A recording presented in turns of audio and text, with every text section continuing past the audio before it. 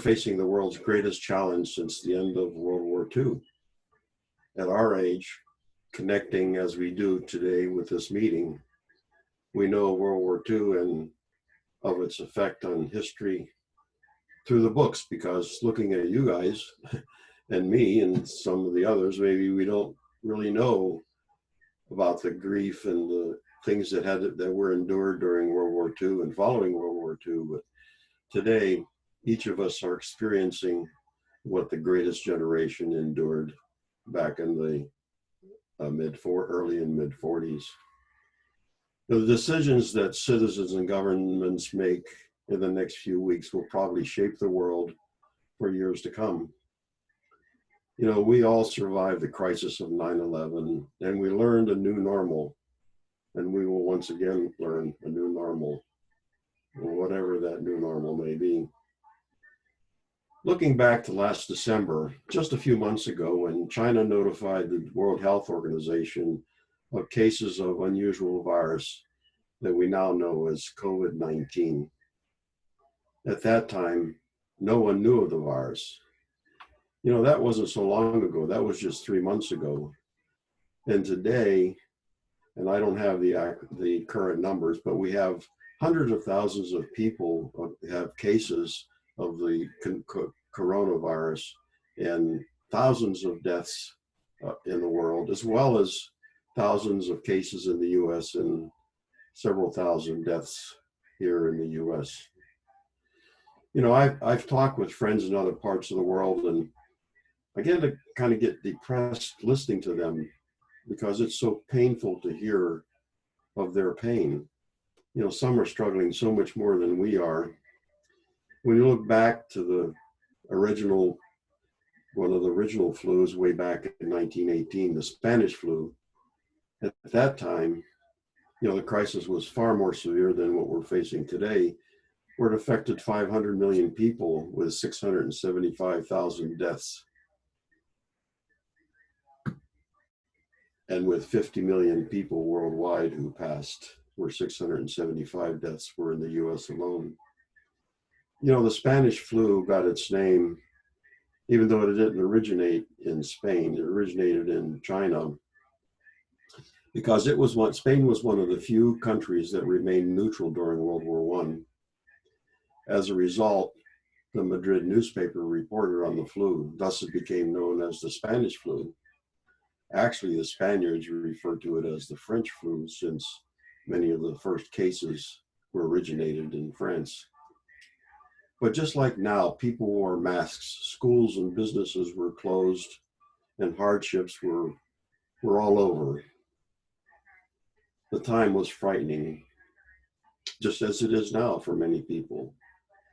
Back then, bodies were piled up, and families were asked to bury their family members in the backyard. They just couldn't bury people fast enough. But today, I hope that the science and technology that we have that's available to us will be used to come up with a solution.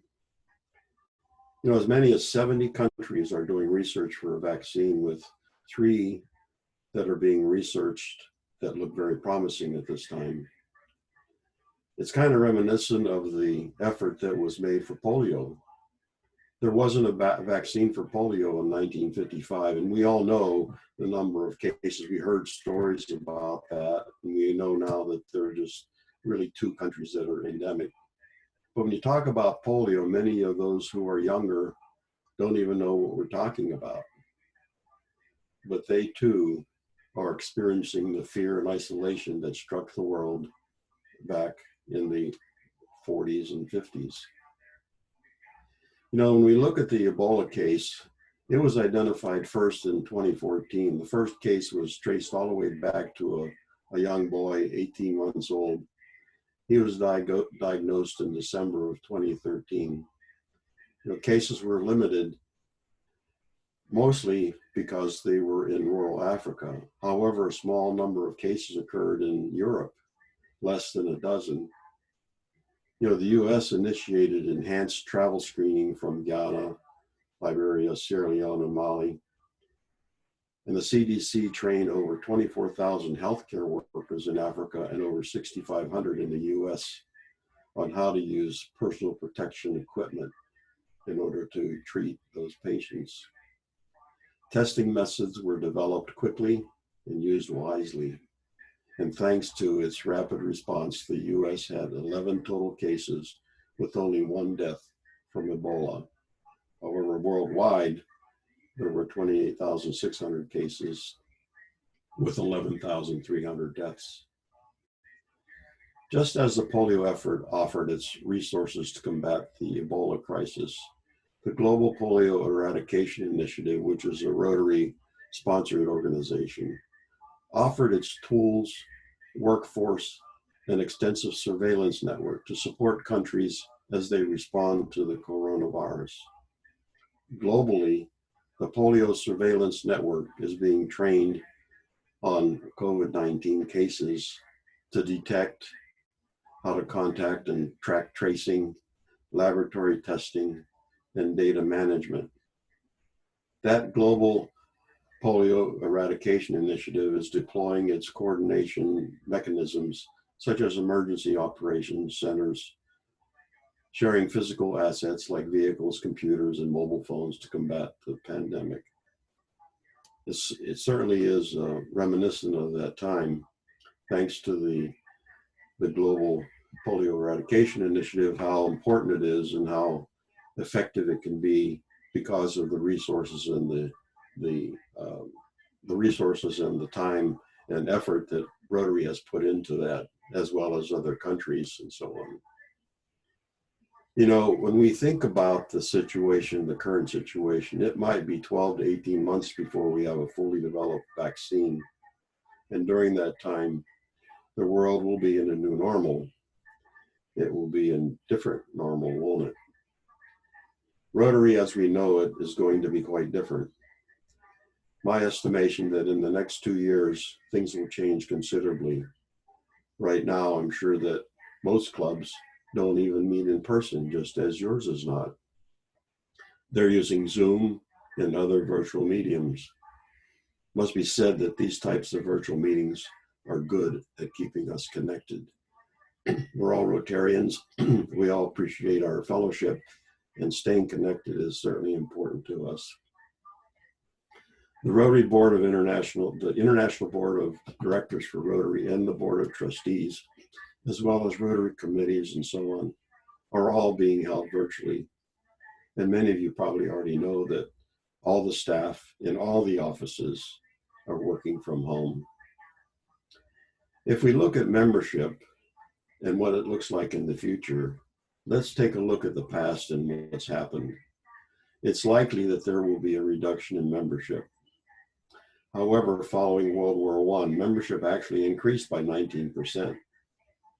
In 1921, following the recession, membership increased by 26%. So much can be said about the increases since the end of World War I. It's demonstrated by the number of clubs that are celebrating their 100th anniversaries.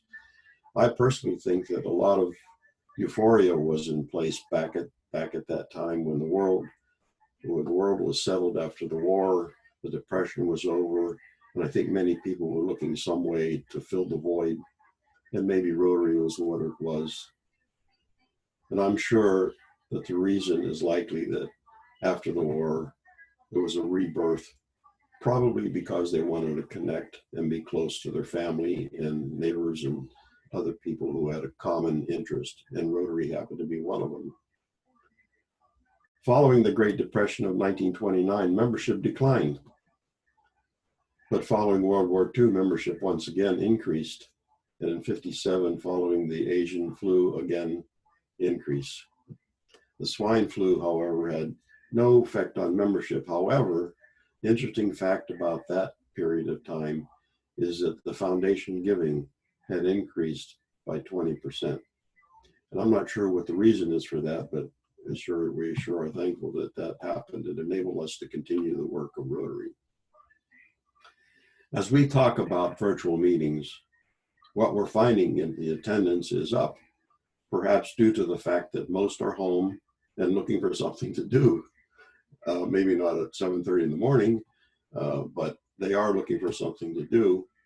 An occurrence that seems to be happening is, as I mentioned earlier, that former members who no longer live in the area are now attending meetings of their previous clubs. We all know that this crisis is doing one thing that may be positive, and that's keeping us together and keeping us connected. What happens after that, when we get back to whatever the normal may be, that still remains to be seen. And as we deal with the coronavirus dilemma, one sees the world as being a bit smaller, especially when Rotary friends from halfway around the world are concerned for your well-being. Once again, speaking of Lee Greenwood, reminds me about being a proud American every time I hear his song.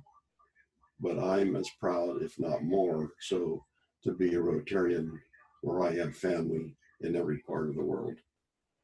So thanks for letting me talk a little bit about what my feelings and some of my thoughts about where we are today and where we're going to be in the future and looking at history.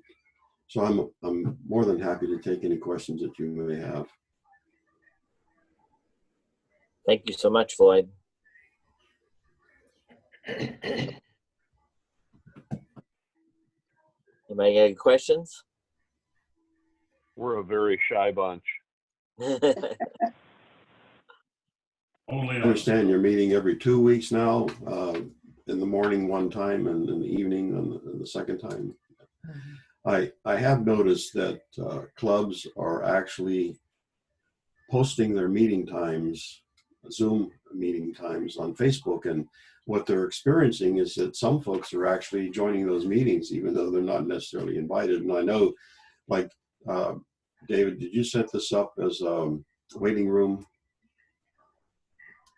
So if you set it up as a waiting room, then you can't open it up to everybody, obviously, or you might not know who's trying to come in. But under Zoom, they now have security items set up where you can actually cause people to be fully muted, not only when they come in, but you can prevent them from unmuting, and you can set up your hosting so that you are the only one that can post anything on during the meeting, where Zoom bombers have gone in and caused some issues with profanity and some undesirable photos and so on. So hopefully, and it's being used all over the world. I mean, it's probably one of the biggest mediums that is used currently to just keep people connected. Yeah. I know for our school district, they're using Zoom a lot with the kids, able to get, primarily because they can get it for free and so on like that. Mike, it may run against what you guys are doing, but St. Charles at least is using Zoom with some of the enhanced features on it. So yeah, we have avoided Zoom and we're using Google Hangout, because then the principal can monitor who's in every Hangout across the whole building. So that's just been the way that we've gone. Floyd, can you explain a little bit of the email that you sent out yesterday? To be very fair, I skimmed it. Sure. But I did not read it thoroughly, so. Well, it's an initiative to get fellas and gals together to volunteer and help relieve the healthcare people from doing some of the mundane things and have them do the most important things, the things that they really need to take care of patients. And if you go to the site, it's really it's really professionally done. And there's a group from Yale University that's put the thing together. But you'll find if you decide to volunteer, if you volunteer on the one level, which is what I would do, is you just make phone calls or visit nursing homes or other places that need assistance and find ways to help people, just to kind of encourage them in this troubled time. But there's like 9 different levels of programs that you have to go through. Their videos is what they are. Some are like 2 minutes, some are maybe 5 minutes. It may take you less than an hour to go through all 9 of them. And once you've done that, then you're qualified, whatever that means. But essentially, it just tells you, if a nurse tells you to do something or say, look, I'm a CNA, I cannot do that. This is my position to be a volunteer, and I can't be administering medication or some of the other things that they may ask you to do. But chances are they won't ask you to do that because they know. But in the event, I mean, it's just a caution on what your responsibilities are and what you should be aware of.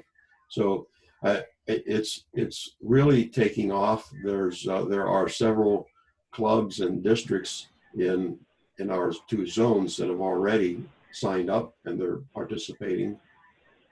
Some of the district governors and some of the club presidents, I just got emails both yesterday and today that are putting it in their newsletter and will be supporting it in some fashion or another. And it might mean that you just volunteer to send get well note to somebody in a nursing home or whatever it might be. Anyway, it's just a way to get us together with the healthcare workers, relieve some of the pressure that they have, and make some people feel good about what we're going through.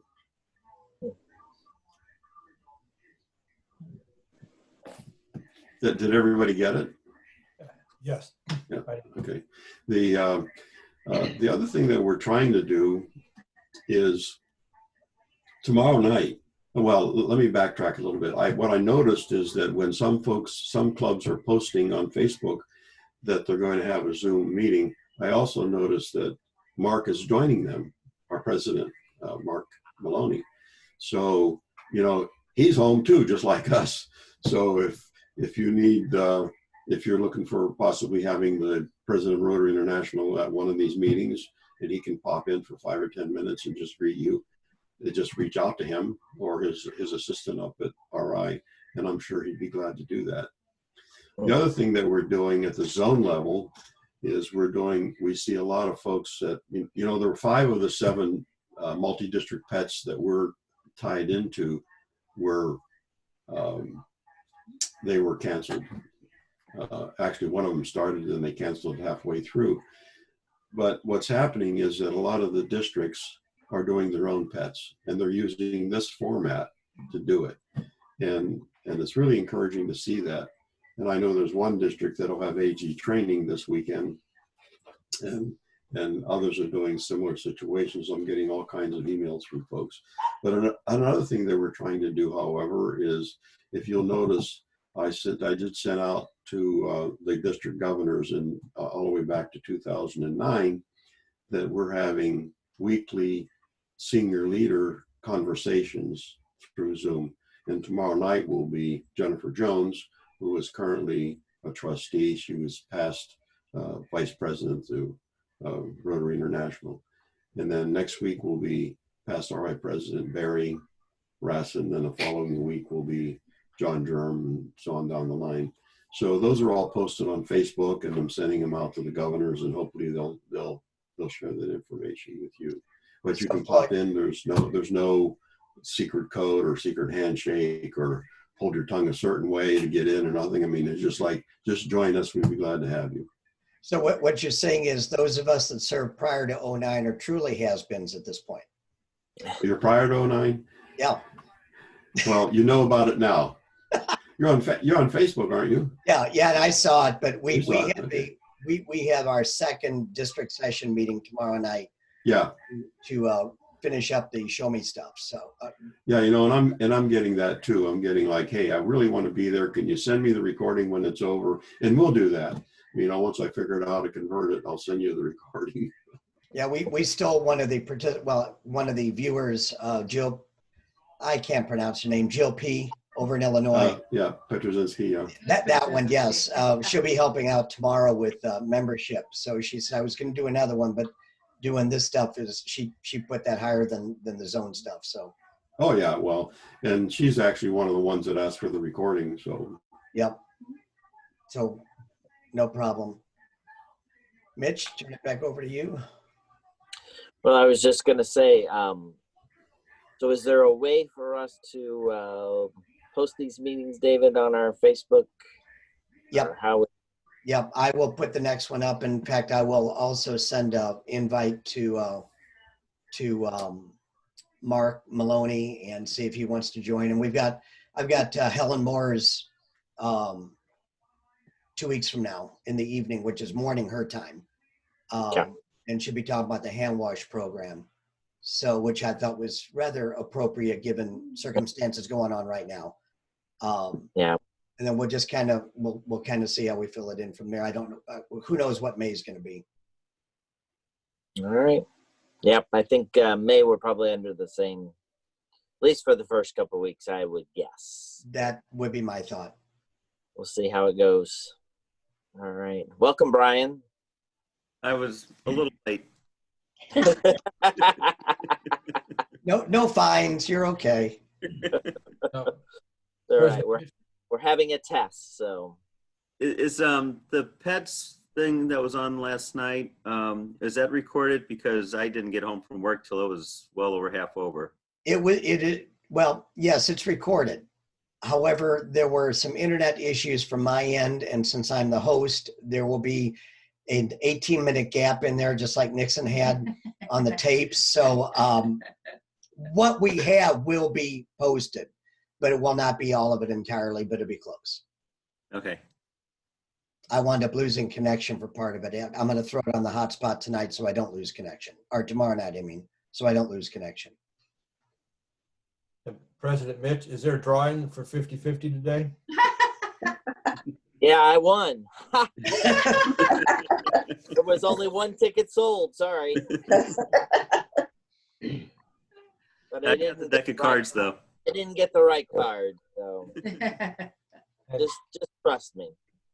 Before we go, Dr. LaChance, is there anything the club can do for the school district now that the kids are on extended home break? Are they getting enough? Do we need another peanut butter drive or peanut butter and jelly drive or anything? Well, I can find out. At this point, we're still delivering meals twice a week. And when we deliver meals, we're providing them the week's worth of meals. Oh. Trying to connect them to other resources in the community, even diapers, all of those things that you can imagine. In terms of student learning, we're not getting, and this is kind of universal across the region. You have to excuse me, my allergies are really kicking up this morning. That's why I muted myself and took off video as I was having a sneezing fit. Most schools are seeing about 30 to 50% participation. My wife is trying to teach from home, and every one of her students has a device, and every one of them has a Wi-Fi connection at home, and every one of them has a parent who works in the professional sector and is home with their kids all day, and they're getting about 40% participation. We have many families with no Wi-Fi connection. The county library came through and provided hotspots to about 20 families, which we distributed last week. Still trying to work through additional ways to get students access. You may have heard of Charter, right, providing free Wi-Fi. There's lots of loopholes to get that free Wi-Fi. We're finding that in more than anything, it's been a kind of a way to get new customers after the 2 months of free Wi-Fi are up. So that's, if a parent or family doesn't have the right credit rating or doesn't have, has a prior bill that was unpaid, multiple things, they don't qualify. So for me, this pandemic is showing that those families most vulnerable are really, really vulnerable in cases like this. So at the moment, Tom, I can't, we are kind of deploying every way that we can. We're trying to limit people coming together too. We don't want to contribute to the spread of the virus. So we've been cautious. We've gotten lots of volunteer offers, and we're cautious about inviting people in. So we're just being very cautious about that, to do work in the food, do food preparation or food distribution. So I don't know that another drive would, people would be anxious and worried about the transmission of more than just the peanut butter and jelly. I think that the food pantry has gotten some fairly significant financial donations recently. So if we wanted to contribute that way, that would be one option. At this point, I feel like people are trying to settle into a new normal, a new rhythm, kind of as Floyd talked about, a new normal and setting into a new normal. So I can talk to Dr. Kilbride and see what other options are out there, but at this point, I can't think of anything immediate off the top of my head. Citywide Wi-Fi. That would be fantastic. That would be great. So we're trying to explore ideas now about, simply setting up Wi-Fi zones at schools and giving people the passwords and letting community come and park in the lot and use the Wi-Fi. There's been conversation about outfitting buses with Wi-Fi and parking them at apartment complexes, things like that. So all of those things we have to be cautious about too, because we don't want to invite people to congregate and have to consider getting some support from local municipalities in terms of security also, because we are getting word that there is some still criminal activity out there taking advantage of people during this time as they're seeking resources. So just trying to work through all those things. Cannot imagine. Hey, Brian, you have some customers who've had the virus? And how many? Only one that I'm aware of so far. And she's, it's definitely staying at home. It's harder to have conversations with the patients because everything we're doing is either curbside or home delivery. Right. And it makes it hard to have the extended conversations that we're used to having with patients. But it's encouraging you only have one. It's encouraging that I'm only aware of one. That's correct. Is your regular business down now that people aren't going to the doctors as much either? It's weird. It's overall it's busier. People are, I think they're being more compliant and taking their regular medicines than they used to. And some people are stocking up. But we're having to staff more to meet the extra demands that we have. And obviously our deliveries have tripled from what we used to do. So it's hectic is a good word. Okay. Very good. Well, I want to thank everybody for joining us this morning. Let's wrap it up, and we'll plan on getting together in 2 weeks. Meetings at 7, is that right, Dave, in the evening? 7:30. 7:30. Thank you, Dave. Because that's what I wanted to spit out, but I wasn't certain. So hopefully we can get more people on. I'm sorry? Hopefully we can get more members on. Yep. And I will send out I sent out a reminder on Sunday. I'll repeat the same process again. Okay. And I will put it on the Facebook page and we'll go from there too. All right. Bottle. Thanks to our speaker. Thank you, Floyd. Thank you, Floyd.